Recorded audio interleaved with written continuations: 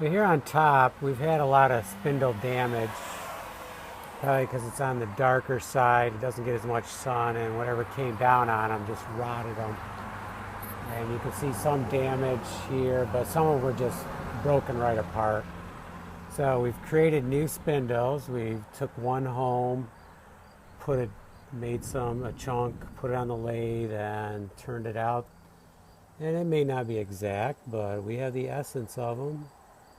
And from 15 feet away, they look pretty darn close, right on actually.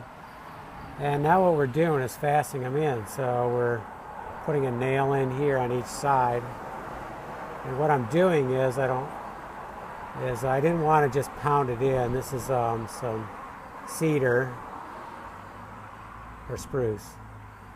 Cedar, I think. No, spruce. It's harder than white pine. And I was a little afraid it would split, so what I did was I put a nail in the in the drill bit, or as a bit, and I'm just drilling down through with a nail. And I know it sounds crazy, but it does work pretty darn good. So I pre-drill them, and then I'm putting the nail in, and then I'm sinking the head a little bit with a larger nail as a punch, so I didn't have a punch on me. So we're going to add 2 more I made this morning, and then we still have 2 more in the works. But it looks like I'm going to need about 3, so plus that end one that looks really bad right over there. So I'm going to have to grab another board and